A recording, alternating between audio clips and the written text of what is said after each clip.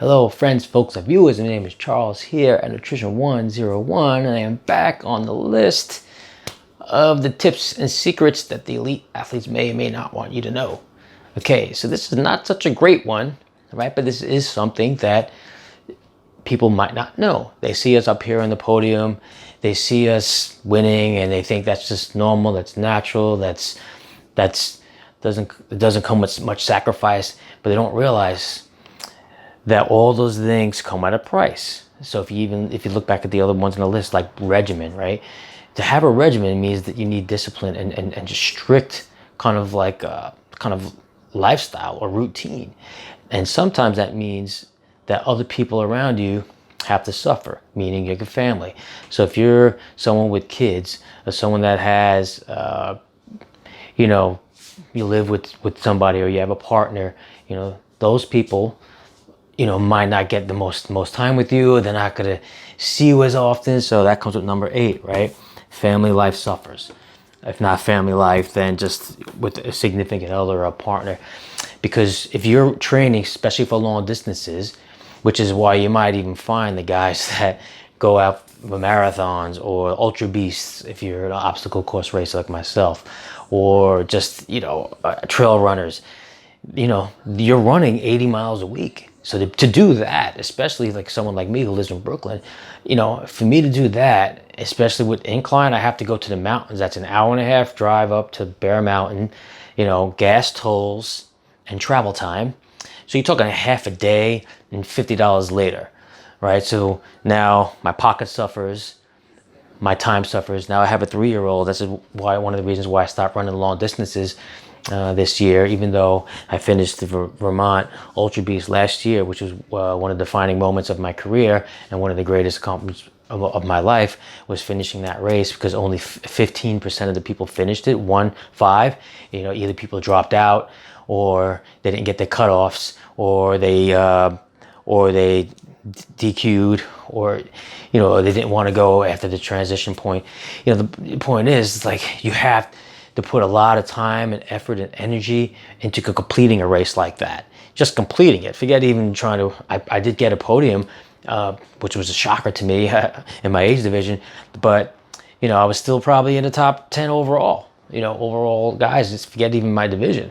So it was an amazing feat, and that race was one of the defining moments of my life, and of course one of the greatest moments of my obstacle course career, especially as a pro, which I've been racing since 2011. I started hitting the podium around 2014, and that's when things took off from there.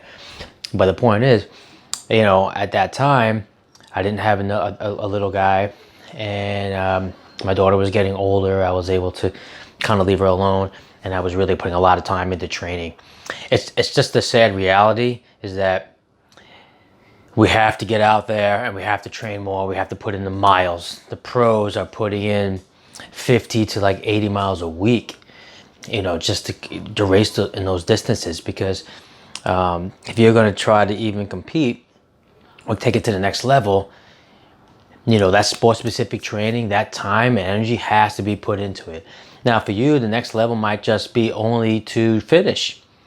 And in that case, yeah, you might not have to put 50 or 80 miles a week, 50 to 80 miles a week, but you might have to put 20 miles a week, 30. It might be more than the 2, 3, 4, or 5 that you're doing right now, especially you guys are doing CrossFit, and you think that's going to transition well to obstacle course races. It's not going to happen. It's not going to happen. And a lot of you don't have kids, and you're still not putting the energy into it. But if you have kids, especially in your 20s or 30s, that's going to be extremely tough. So for you dads that are like, out there trying to take it to the next level, doing what you can to keep that competitive edge, more power to you. I heart you dads. You guys rock. For you non-dads, whatever, man, you guys should be winning. If you're in your 20s or 30s, you should be killing it out there. You should be beating me, right? I shouldn't be able to walk up to a course and still finish in the top 20 when you guys, don't have kids and you have all the time and opportunity to train as much as you want. It's I don't mean to sound like, kind of snobbish in that, but that's just the way it is. This is the reality of it. There are some guys that have time and can train all they want, and some guys don't. that's one of the disadvantages I have, right? I don't have mountains near me. I have kids. I don't have time. And so when I was training for this, my family life did suffer. It's just, again, it's just the unfortunate reality, but it's something that people just don't see. They see just what they want to see. They see, podium winner, guy who looks strong, fast, good body, athletic build. He should be winning. No, there comes with a lot of sacrifice and a lot of time, a lot of energy, and a lot of prep, right? Just like having a regimen. Just if you look back at my other video, that's very important. Number 5 was regimen, I believe. And you have to know what you're going to eat. You have to, even when you're coming home and eating, that takes time, right? So you go out, you train for half a day, you come back, now you're eating. That could take an hour, right? Then you want to prep for your next meals. You want to rest. You want to recover. That could take time. So if you have people around you, loved ones around you, they're not going to be able to get that time with you because you're going to be out there just doing everything you can to try to win. And that's okay. If that's your thing, it was my thing too. But I realized I was being selfish and greedy at being 45. And I realized that I have a 3-year-old. He's now 3. He just turned 3, Charles Jr. And I realized I need to spend more time with him. So I couldn't train as much. And I'm okay with that. So now I'm just doing stadiums and short distances. And I train accordingly. I get those miles in, all right? I get that hardcore training, and I do. I'm just not doing as much, and I'm spending about half the time training now as I did before, and I'm okay with that decision. So, dads, if you're over 40, you don't have families, more power to you. You rock. Unfortunately, you don't know what it's like to have families, and you don't know what it's like to have to try to fit both in. So, I see you though. I see you. You just have to understand where I'm coming from. Anyone who's in their 20s without kids yet, or in your 30s without kids yet, anyone without kids yet, get to training, man, because you should be stepping up and you should be killing it out there. Just need a good regimen, good training coach if you have. Take advantage of it.